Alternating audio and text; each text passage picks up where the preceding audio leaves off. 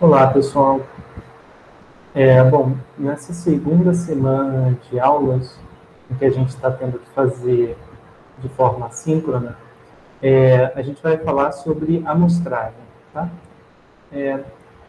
Então, a gente vai definir inicialmente, né, os conceitos de população e amostra, que são a base da teoria de amostragem.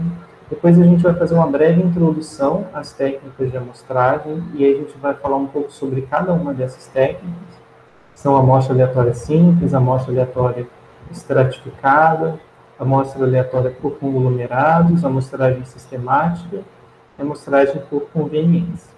Depois a gente vai falar um pouco mais de detalhes sobre estudos transversais longitudinais, com ensaios controlados randomizados, séries de casos, estudos de coortes, estudos de caso controle, e ao fim a gente vai falar um pouco sobre meta-análises, tá?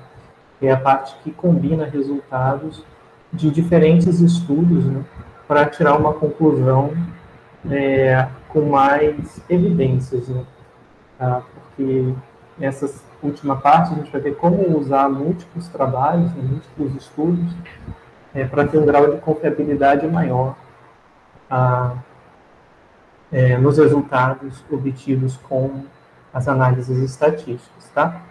Então, vamos começar com alguns conceitos fundamentais, né? E o primeiro deles, né, trata do problema geral da estatística, em que esse problema, né, é o seguinte, é que a gente quer tirar conclusões sobre uma população inteira, mas a gente tipicamente não consegue investigar todos os seus indivíduos. Então, por exemplo, se a gente quiser tirar uma média da renda das pessoas num determinado ano, a gente dificilmente vai conseguir investigar todas as pessoas, né, daquela população de interesse. Em alguns casos específicos a gente consegue, quando a gente tem o que se chama de censo, né, que aqui no Brasil é feito pelo IBGE tipicamente a cada 10 anos. Então, pelo menos por um breve momento no tempo, a gente consegue ter aí uma medida da população inteira, né? Mas essa medida é cara, né? E ela não está sempre disponível para a gente. Então, em geral, a gente vai precisar recorrer a amostras, né? E aí o problema geral da estatística, né, tipicamente é o problema que a gente chama de inferência, é o problema de selecionar uma amostra de indivíduos, sendo que essa amostra deve representar razoavelmente bem a população, e com os resultados da amostra, a gente quer inferir resultados para a população toda. Tá? Então, essa é a base, né, da estatística. Então, vamos a algumas definições para que a gente possa falar sobre a parte de amostragem propriamente, só para ter alguns dos conceitos bem definidos na nossa cabeça. Então, o que a gente vai... os primeiros dois conceitos são de população e amostra, em que população é o conjunto de todos os elementos de interesse num determinado estudo, ou seja, podem ser pessoas, objetos, cidades, animais, espécies de plantas, e por aí vai. Amostras são um subconjunto que é escolhido, né, na maioria das vezes de forma aleatória, dentre os elementos que formam aquela população. Então, a amostra é um subconjunto da população que tipicamente é escolhido de forma aleatória. Tá? E aí a gente observa alguma medida de interesse ou algum conjunto de medidas de interesse com respeito àquela amostra. Bom, e aí existem alguns outros conceitos, né, que também são importantes para a gente já ter em mente. O primeiro deles é parâmetro, né? Parâmetro é o quê? Uma quantidade numérica, ela representa uma característica da população. Então, por exemplo, no exemplo que eu dei anteriormente, que a gente falava da renda das pessoas, né? Esse era um parâmetro, porque se refere à renda média de todas as pessoas daquela população. Então, é uma quantidade numérica referente à população inteira. Tipicamente, os parâmetros são quantidades desconhecidas e que a gente quer estimar através do uso de estimadores. Então, aqui, isso já liga diretamente com o nosso quarto conceito, né, que é o de estimador. Então, o estimador é uma que a gente chama de variável aleatória, tá? Aqui abreviada, obtida em função da amostra e é usada para estimar um parâmetro da população. Então, se eu quero saber, por exemplo, a renda média dos brasileiros, eu posso escolher uma amostra da população de brasileiros e calcular, por exemplo, a média da renda daquelas pessoas que caíram na amostra. Então, a nossa média da amostra é um estimador do parâmetro, que é a média da população inteira. Tá? Então, parâmetro é uma característica numérica da população e o estimador é uma função da amostra que é usada para estimar aquela quantidade. Então, estou usando a média amostral para estimar a média populacional.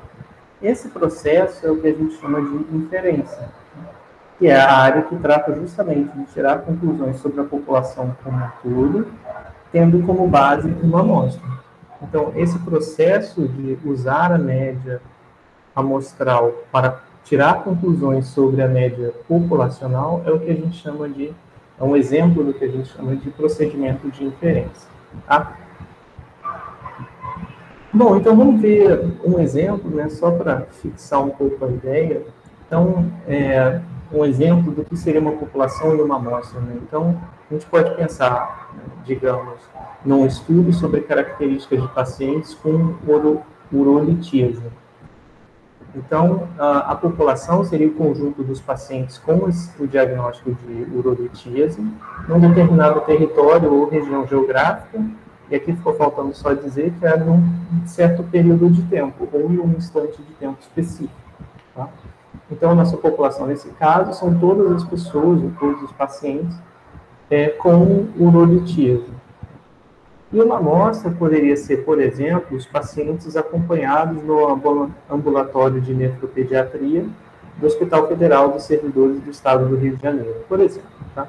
Nesse período aqui, de 2012 a 2014, e que tem diagnóstico de urolitíase. Tá? Então, aqui nesse exemplo, eu estou considerando os pacientes nesse hospital específico como uma amostra, né, para estudar sobre a população, para tentar inferir sobre a população inteira. São todos os pacientes com urolitíase. Bom, então vamos falar um pouco sobre os tipos de amostragem probabilística. Então a gente vai ter listados aqui alguns deles. Então, por exemplo, primeiro a amostra aleatória simples, depois a amostra aleatória estratificada, a amostragem por conglomerados e a amostragem sistemática. Bom, o conteúdo, a partir daqui, ele vai estar fortemente baseado no livro-texto, que está disponível para vocês lá no Classroom. Esse livro-texto é escrito por Sérgio Miranda Freire, atualmente ele é professor, se não me engano, da UERJ, e o nome do livro é Bioestatística Básica, e aqui tem um link que vocês podem acessar. Eu não consigo acessar na minha tela agora, porque eu li com esse leitor de PDF, que me permite escrever por cima do PDF. Então, eu não consigo clicar em links usando ele. Talvez eu até consiga, deixa eu tentar aqui, só de curiosidade. Não, essa mãozinha acho que é só para puxar. Mas no de vocês, no PDF, vocês vão conseguir acessar e também tem lá no Classroom. Bom, esse livro está nessa licença, né, que basicamente permite o uso para fins de estudo, né? Para fins puramente acadêmicos. E está disponível e é um texto em português. Ele é bem claro, a gente inclusive já fez algumas leituras na semana indicadas, né, como atividade assíncrona na semana passada. Então, nos próximos vídeos a gente vai falar um pouco sobre cada uma dessas amostras.